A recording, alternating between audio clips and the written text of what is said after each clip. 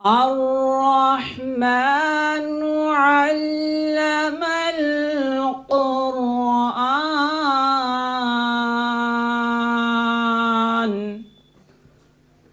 खलक़ल इंसाना अल्लमहुल बयान। वही रब है जिसने हमको, वही रब है जिसने तुमको हम तुम करम बनाया।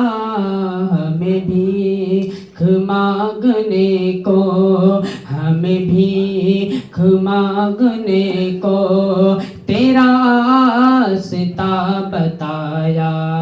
यही हमद है खुदाया, तुझे हमद है खुदाया। यही हमद है खुदाया, यही हमद है खुदाया।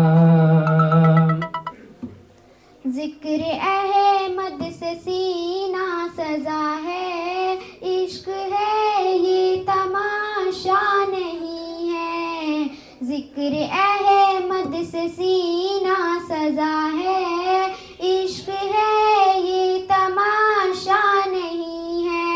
जिक्र अहमद से सीना सजा है, इश्क है ये तमाशा नहीं है।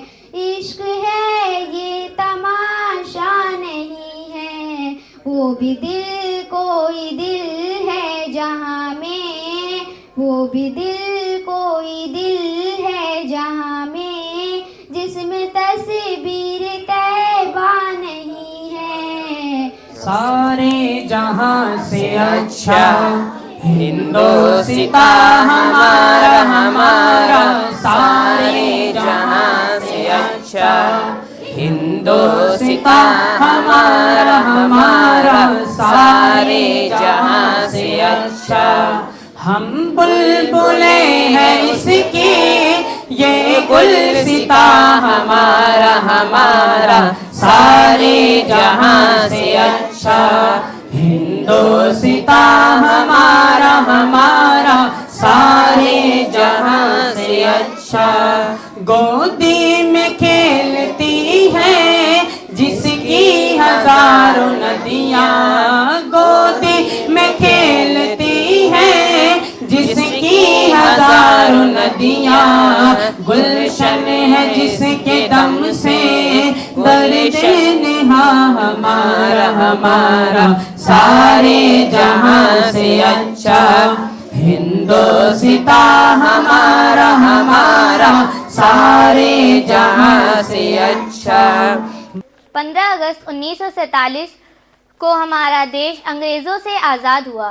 देश को चलाने के लिए एक संविधान तैयार किया गया, जिसे 26 नवंबर 1949 को संविधान सभा द्वारा अंकुरित यानी स्वीकार किया गया।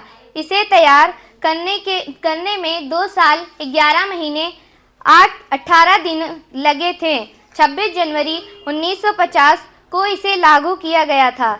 इसीलिए 26 नवंबर को संविधान दिवस और 26 जनवरी को गणतंत्र दिवस के तौर पर मनाया जाता है। इसे अंकुरित किए जाने के वक्त इसमें मूल रूप से 395 अनुच्छेद और 8 अनुसूचियां थीं और लगभग 1,45,000 शब्द, जिससे ये अब तक का सबसे लंबा अंकुरित किया जाने वाला संविधान बन गया। अनुसूची इन इजाफी दफ़ात को कहते हैं जो संविधान से मुख्तलिफ पहलुओं के बारे में तफसीली मालूमात फराहम करती है, और अनुच्छेद को हम आसान लफ्ज़ों में धारा कह सकते हैं। प्रेम बिहारी नारायण रायजाद ने संविधान को अपने हाथ से लिखा था। हाथ से लिखी संविधान की इस कॉपी को संसद के पुस्तकालय यानी लाइब्रेरी में रखा गया। मौजूदा वक्त में 448 अनुच्छेद जो 25 भागों में विभाजित हैं और 12 अनुसूचियां हैं। डॉक्टर भीमराव अंबेडकर को भारतीय संविधान का निर्माता कहा जाता है। डॉक्टर भीमराव अंबेडकर संविधान मसूदा समिति के अध्यक्ष थे। अस्सलाम वालेकुम वरहमतुल्लाहि वबरकातुहू। अर्ज़ गंग भी मेरी, खित्ते चमन मेरा। अर्ज़ गंग भी मेरी, खित्ते चमन मेरा। अर्ज़ गंग भी मेरी, खित्ते चमन मेरा। खित्ते चमन मेरा, मैं गुलाम ख्वाजा हूँ, मैं गुलाम ख्वाजा हूँ। हिंद है वतन मेरा, मैं गुलाम ख्वाजा हूँ। हिंद है वतन मेरा। जैसा कि आप जानते हैं, आप यहाँ यौम जोमरिया मनाने के लिए इकट्ठा हुए हैं, जिसको हम गणतंत्र दिवस और रिपब्लिक डे के भी नाम से जानते हैं। जैसे अभी एक सिफा नाम की बच्ची आई थी, जिसने हमारे इस रिपब्लिक डे के बारे में आप लोगों को बताया कि हम लोग 26 जनवरी 1950 को हमारे देश का संविधान लागू हुआ। उससे पहले हमारे देश को आज़ादी 15 अगस्त 1947 को मिली। जैसा कि आप जानते हैं, 15 अगस्त को आप स्वतंत्रता दिवस यानी इंडिपेंडेंस डे के रूप में उसको सेलिब्रेट करते हैं। ये आप अच्छी तरह जानते हैं। लेकिन उसके बाद हमें ये महसूस हुआ, हमें तो आज़ादी मिल गई, लेकिन हमें पूरी तरह से आज़ादी नहीं मिली थी, क्योंकि उस समय जो है कानून अंग्रेज़ों का बनाया हुआ था। तो सबसे पहले हमारे सामने ये चुनौती थी कि एक हमारे देश का नया संविधान बने, जिसके अनुसार इस विशाल देश को आगे बढ़ाया जा सके या आगे चलाया जा सके। तो उस पर विचार विमर्श हुआ, एक संविधान सभा का निर्माण हुआ, यानी एक ड्राफ्टिंग कमेटी बनी। जैसा कि बच्ची ने बताया था कि भीमराव अंबेडकर, डॉक्टर भीमराव अंबेडकर को हम संविधान सभा के अध्यक्ष के रूप में जानते हैं। उस ड्राफ्टिंग कमेटी के वो चेयरमैन थे, और फिर उन्होंने एक नया कानून बनाया, एक संविधान बनाया। और ये संविधान, जैसा कि बच्ची ने आपको पहले भी बताया, कि इसको बनाने में 2 साल 11 महीने 18 दिन का समय लगा। इससे आप इमेजिन कर सकते हैं, कल्पना कर सकते हैं ये कितना विस्तृत होगा, कितना बड़ा होगा। जैसा कि बच्ची ने बताया कि 26 नवंबर 1949 को वो कानून अंगीकृत किया गया।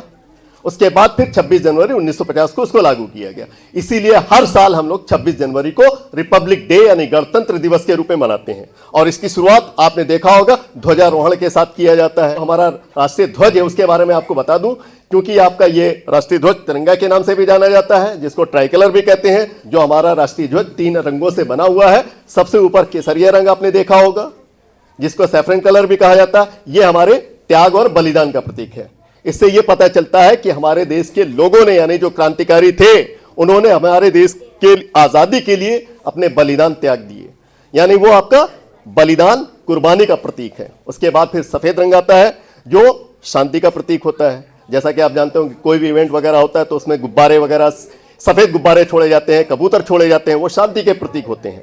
तो वो व्हाइट कलर जो है, बीच में व्हाइट कलर की जो पट्टी होती है, वो शांति का प्रतीक है, यानी हमारे मुल्क में अमन चैन बना रहे। उसके बाद फिर जो तीसरी पट्टी आपने देखा होगा, वो ग्रीन कलर की होती है, हरे रंग की होती है। और हरा रंग जो होता है समृद्धि का होता है, यानी हरियाली का होता है, यानी प्रॉस्पेरिटी। हमारे देश में प्रॉस्पेरिटी रहे, सभी लोग खुशहाल रहे, उन्नति पूर्वक रहें। और बीच में आपने एक चक्र भी देखा होगा डार्क ब्लू कलर का, उसमें 24 तिलियां होती हैं। वो चक्र इस बात का प्रतीक है कि आप हमेशा, चक्र का मतलब होता है आगे बढ़ना, यानी आप हमेशा आगे बढ़ते रहिए, प्रगति कर रहिए। जैसे आप इस समय छोटे छोटे बच्चे हैं, नन्हे मुन्ने बच्चे, आगे चलकर जब आप बड़े होंगे तो कोई जो है इंजीनियर बनेगा, कोई डॉक्टर बनेगा, या फिर जो भी किसी भी पेशे में जाएगा। तो इससे क्या होगा, जब आप प्रगति करेंगे तो उससे हमारा देश भी प्रगति करेगा, यानी वो प्रगति का सूचक है। जो चक्र है वो आपको आगे बढ़ने का संकेत देता है। और उसमें जो 24 तिलियां होती हैं, इस बात को संकेत करती हैं कि एक दिन में 24 घंटे होते हैं, और उसका आप सदुपयोग करिए, समय का सदुपयोग करिए। बस मैं यही इतना कहना चाहूँगा। एक बार फिर मैं आपको रिपब्लिक डे यानी यौम जोमरिया बनाने के लिए यहाँ इकट्ठा हुए हैं, उसकी दिली मुबारकबाद पेश करता हूँ। सबसे पहले अल्लाह का शुक्र, जिसने हमें इस्लाम में दाखिल किया, मुसलमान बनाया और अपना कलमा पढ़ने की ताकत अता फरमाई। बच्चों, आज हम लोग 75वां गणतंत्र दिवस मना रहे हैं। कौन सा? 75वां गणतंत्र दिवस। यानी गणतंत्र दिवस जब 26 जनवरी 1950 को हमारे देश में लागू किया गया संविधान, उस दिन से लेके अब तक 75 साल होने को हो गए। लेकिन तब क्या था और अब क्या है, तब लोगों ने क्या किया और अब हमें क्या करना है, इस चीज़ को समझना। अभी मेरे पहले जनाब आदम साहब ने आप लोग को काफ़ी तफसील से बात बताई, मैं उधर नहीं जाऊंगा, लेकिन थोड़ी सी बातें जो बेसिक बातें, आप लोग कितने लोग हैं जो ये जानते हैं कि हमारे मुल्क का सही नाम क्या है? जानते हैं? हिंदुस्तान, भारत, इंडिया, यही ना? यही जानते हैं ना? सही नाम क्या है?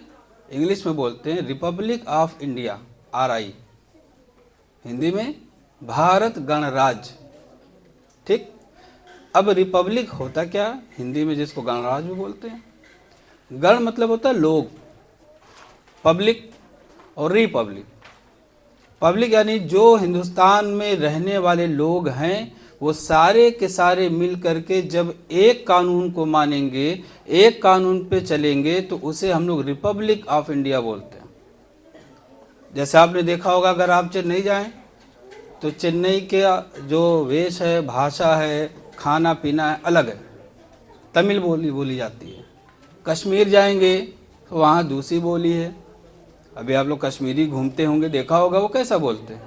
गुजरात जाएंगे, वहाँ की भाषा अलग है, खाना अलग है। हम लोग गोरखपुर में रहते हैं, हमारी भाषा, हमारा खाना अलग है। ठीक, तो हिंदुस्तान क्या बहुत बड़ा देश है, छोटा मोटा नहीं है, बहुत बड़ा देश है। इसमें अलग अलग तरह के लोग हैं, अलग अलग मज़हब को मानने वाले लोग हैं। हिंदू हैं, मुसलमान हैं, सिख है, ईसाई हैं, बौद्ध हैं, जैन हैं, तमाम लोग हैं यहाँ पर हैं। लेकिन सब अपने अपने मज़हब को मानते हुए भी हिंदुस्तान के संविधान यानी कानून को मानते हैं। और ये कानून क्या है? ये कानून वो है जब अंग्रेज़ आए थे, और अंग्रेज़ से पहले भी कानून था हिंदुस्तान का, ऐसा नहीं कि कानून नहीं था, लेकिन तब मुग़लों का कानून था। उससे पहले जो राजपूताना लोग थे उनका कानून था। मुग़लों के बाद अंग्रेज़ आए, अंग्रेज़ों ने अपना इंग्लैंड का कानून लागू किया। जब इंग्लैंड की सत्ता ख़त्म हो गई, भारत आज़ाद हो गया 15 अगस्त 1947 को, तो इस बात की ज़रूरत महसूस हुई कि भारत आज़ाद तो हो गया, लेकिन कानून तो अभी भी उनका चल रहा था। किसी भी थाने पर जाते थे, अंग्रेज़ों का कानून, हाई कोर्ट में, सुप्रीम कोर्ट में जाते थे, अंग्रेज़ों का कानून। तो लोगों को लगा कि नहीं साहब, हम आज़ाद तब होंगे जब हमारा खुद का बनाया हुआ कानून भी हमारे देश में लागू होगा। तब उसके लिए एक कमेटी बनाई गई, जैसे एक लड़की ने अभी बताया, शिफा ने, कि एक कानून के लिए कमेटी बनी। कमेटी में बहुत लंबा चौड़ा एक ड्राफ्ट तैयार किया गया और उसको अंगीकृत किया गया। अंगीकृत करने के बाद 26 जनवरी को 1950 को हमारे देश में पूरे तौर से लागू हो गया कि भाई भारत के लोगों द्वारा बनाया गया कानून अब भारत में आज की डेट से लागू होगा। ये इसी कानून की देन है कि आज हम सब यहाँ पर बैठे हुए हैं और अपनी अपनी बात कह रहे हैं। अंग्रेज़ों का कानून होता तो हम लोग यहाँ नहीं बैठ पाते, अब तक मार के भगा दिए गए होते। लेकिन ये हमारा अपना कानून है कि हम लोग यहाँ पर बैठे हुए हैं, अपनी बातों को कह रहे हैं, सुन रहे हैं। आप लोग यहाँ रोज़ आते हैं, पढ़ते हैं। अंग्रेज़ों के ज़माने में पढ़ाई का कोई मतलब नहीं था, सिर्फ वही लोग, कुछ लोगों को पढ़ने का मौका दिया जाता था जो उनकी बातों को सुने और लोगों की बातों को समझ करके उन्हें बताए, क्योंकि सब पढ़ लेंगे तो काम कौन करेगा। लेकिन अब ऐसा नहीं ना है, आप लोग पढ़ने आते हैं, यहाँ मकतब में पढ़ते हैं, इंग्लिश है, हिंदी है, मैथ है, साइंस है, अरबी है, दीनियात है, जो भी पढ़ाई आप पढ़ना चाहते हो वो पढ़ सकते हैं, किसी चीज़ की पाबंदी नहीं है। आप लोग बड़े होंगे, इसी में से कोई ऐसा भी होगा जो IAS बनना चाहता होगा। कभी सोचा है कि कलेक्टर साहब आते हैं, हम भी कभी उनके साथ तरह कार में बैठ के चलें? कभी ऐसा भी होता होगा, सोचते होंगे कि भाई SP साहब आए, हम भी जब खड़े हो तो लोग सैल्यूट करें। क्यों? कोई मुश्किल नहीं, आप बन सकते हैं। लेकिन उस बनने के लिए करना क्या होगा? मेहनत करनी होगी, पढ़ाई करनी होगी। पढ़ाई क्या है आप लोग बताएंगे? पढ़ाई किसको कहते हैं? सिर्फ किताबों को पढ़ना नहीं होता कि किताब आए, खोला, पढ़ लिया, बंद कर दिया, घर चले गए। 24 घंटा आपके पास है, कितना? 24 घंटा, जो अभी सर ने बताया कि आपके तिरंगे झंडे में, हमारे तिरंगे झंडे में 24 तीलियां होती हैं, जो इस बात को डिनोट करती हैं कि वो 24 घंटा है। अब 24 घंटे को आपको कैलकुलेट करना है कि कितना देर आपको पढ़ना है, कितना देर खाना है, कितना देर सोना है। स्टूडेंट के लिए 6 घंटे होते हैं सोने के लिए, पता है? जो स्टूडेंट है वो 6 घंटा सोएगा। अब 24 में से 6 निकाल दिए, कितना बचा?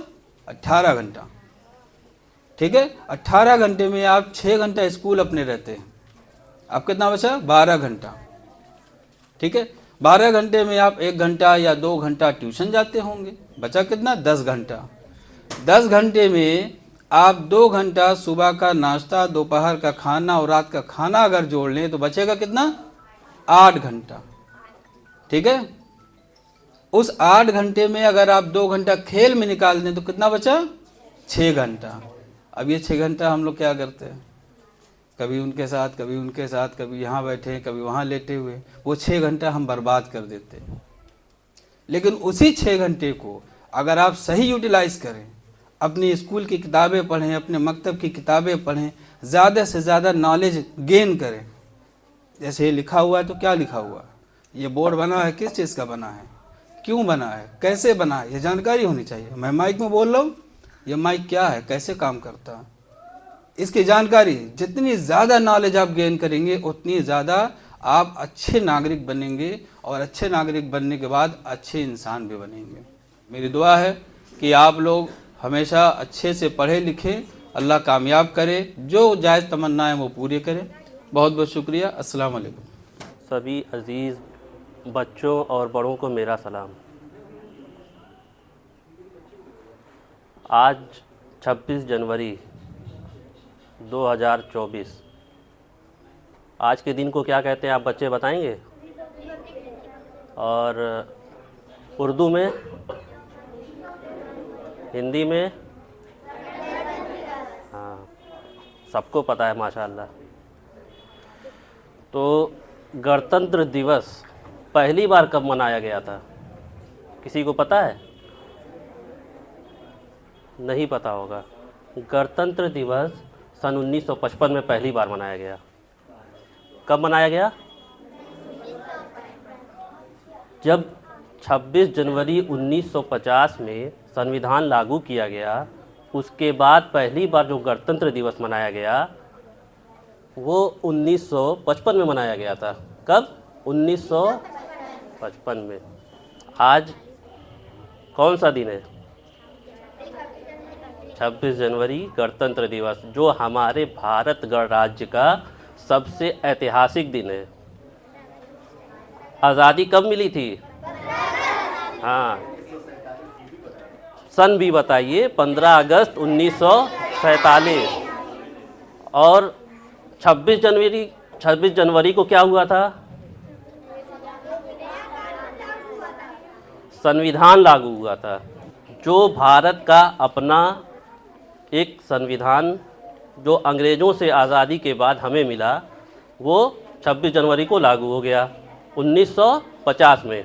आज हम लोगों के लिए जो है सबसे खुशी का मौका है कि आज हम सभी लोग जो है गणतंत्र दिवस के अवसर पर हम सभी लोग मकतब इस्लामियात में हम सभी लोग एकत्रित हुए हैं। सबसे पहले तो हम आप लोगों को ये बताना चाहते हैं कि तालीम की अहमियत क्या है। आज के वक्त में तालीम बहुत अहम है। ठीक है, जो भी चीज़ें आप लोगों को बताया जाता है उसको ध्यान से समझिए, पढ़िए, और तालीम की बहुत ज़्यादा फजीलत है। अगर आप तालीम को अपना हुनर बना लेंगे तो आप बहुत आगे बढ़ सकते हैं। यानी कि यही तालीम से आप बड़े से बड़ा मुकाम को हासिल कर सकते हैं, चाहे वो कोई भी मुकाम हो। और जब आपको तालीम हासिल हो जाएगी तो आप सभी लोग जो है अपने हक और हुकूक की बात कर सकते हैं। और जब तालीम आपके पास नहीं रहेगी तो अपने हक और हुकूक के लिए जो है आप लोग कहीं लड़ नहीं सकते। कोई कुछ भी कहेगा तो उसका आप लोग जो है फैसला नहीं ले सकते हैं, जवाब नहीं दे सकते हैं। तो इसलिए हम सबसे पहले तो हम यही कहेंगे कि आप सभी लोग ज़्यादा से ज़्यादा तालीम को हासिल कीजिए और अपने मकसद में कामयाब होइए। खुदा हाफिज़। हमारे छोटे बच्चों, आपको बहुत बहुत मुबारकबाद। प्यारे बच्चों सुने, हम लोग की इस्लाम की सबसे बड़ी किताब कौन सी है, आप बता सकते हैं? कौन? हाँ, कुरान मजीद। और हम लोग की देश की सबसे बड़ी किताब कौन सी है, बताएं? भारत का संविधान। क्या है? तो भारत का संविधान, जैसे जैसे हम लोग का इस्लाम है बेटा, जैसे इस्लाम है, इस्लाम को चलाने के लिए और इस्लाम की जो एक नई शरीयत एक चलाने के लिए हम लोग के लिए कुरान है, वैसे देश को चलाने के लिए संविधान है। ठीक, किसके क्या अधिकार है, किसके क्या कर्तव्य हैं। अधिकार का मतलब आप लोग समझते हैं, अधिकार का मतलब होता है हुकूक, और कर्तव्य का मतलब होता है लायबिलिटी, कि आपकी क्या क्या जिम्मेदारी है। ये सारी चीज़ें हमको हमारे कॉन्स्टिट्यूशन ने यानी भारत के संविधान ने बताया है। ठीक है ना? तो जैसे कुरान में हमको बताया गया है कि सबसे पहले आप क्या करें, शिक्षा हासिल करें, तालीम हासिल करें, वैसे ही हमको कॉन्स्टिट्यूशन में बताया गया है कि शिक्षा प्राप्त करना, शिक्षा को लेना आपका अधिकार है। ठीक है ना? तो शिक्षा जब आप हासिल करेंगे, एजुकेशन हासिल करेंगे, तो आप अपने घर के, अपने मोहल्ले के, अपने देश का नाम रोशन करेंगे। ठीक है ना? साफ सफाई करनी है, अपने घर को, अपने स्कूल को, अपने मोहल्लों को साफ सुथरा रखना है, और नमाज के पाबंद रहना है। समझ रहे हैं ना? और पढ़ाई को सबसे पहले ध्यान देना है कि आपको अपने मदरसे में, अपने स्कूल में और अपने घर में हर जगह पढ़ाई को तवज्जो देके पहले पढ़ाई करें। आप पढ़ाई करेंगे तो आप देश का नाम रोशन करेंगे, घर का नाम रोशन करेंगे। ठीक है? और अपने इस्लाम का भी नाम रोशन करेंगे। मुझे हुक्म हुआ है कि संविधान में जो हमारे अधिकार हैं, जो हमारे राइट्स हैं, उसके बारे में बताया जाए। भारत का संविधान दुनिया का सबसे बड़ा संविधान है। इसमें तकरीबन 25 भाग में तमाम अनुच्छेदों को बांटा गया है। ये पहले 22 था, फिर बढ़ के 25 हो गया।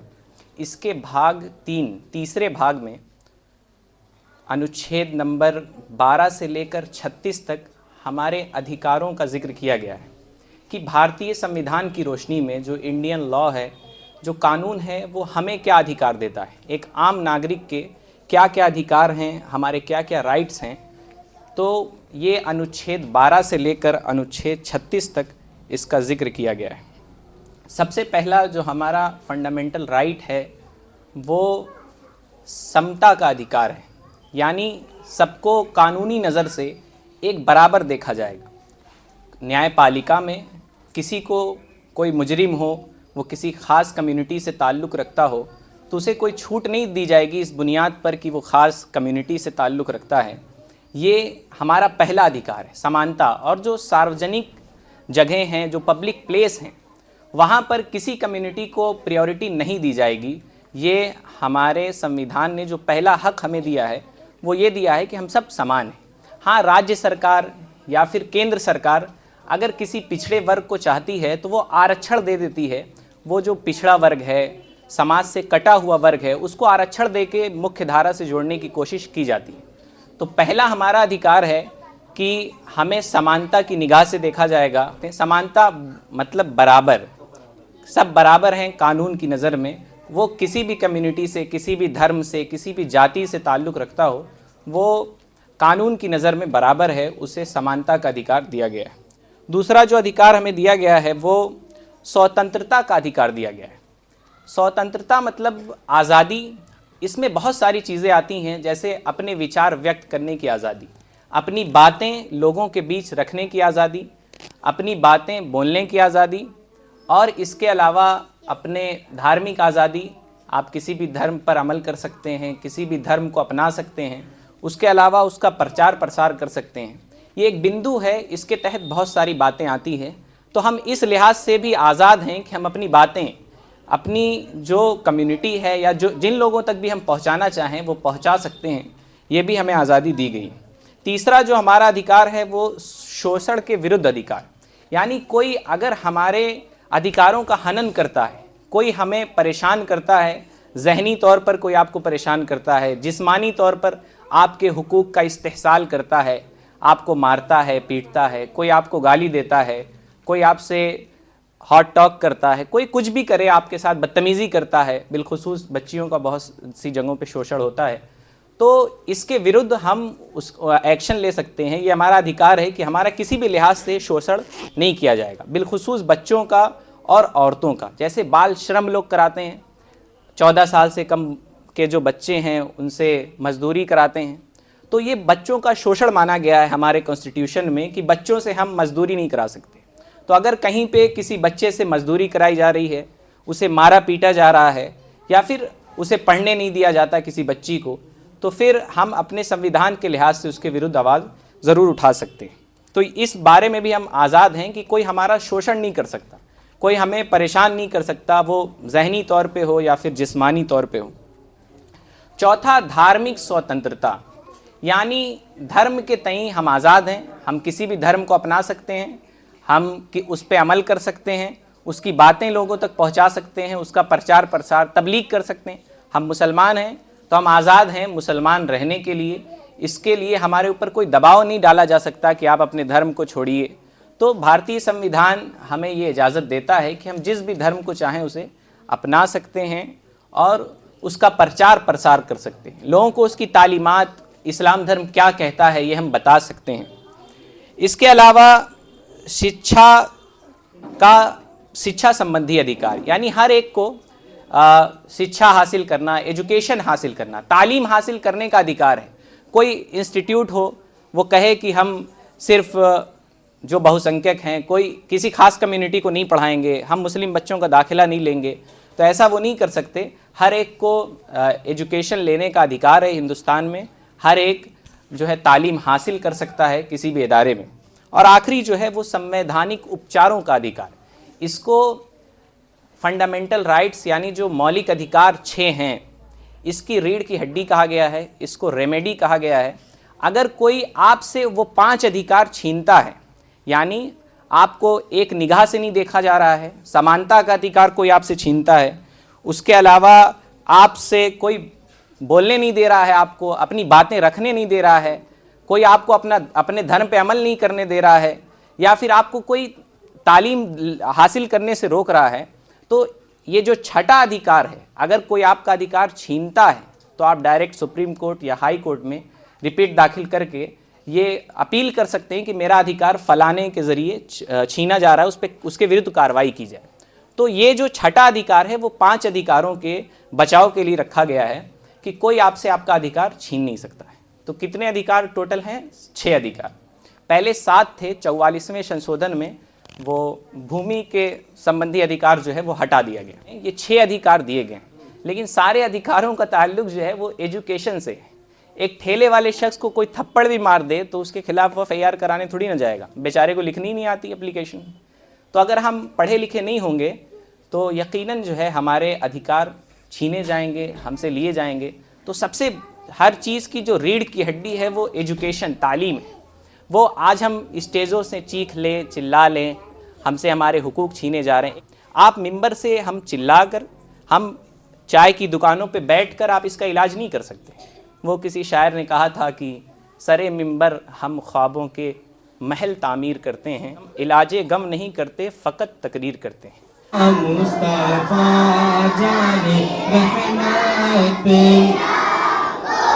गौसो ख्वाजा रज़ा हमीदो मुस्तफा गौसो ख्वाजा रज़ा हमीदो मुस्तफा पंज गंजे विलायत पे लाखो सलाम मुस्तफा जाने रहमत पे लाखो सलाम नबी सलाम अलैका या रसूल सलाम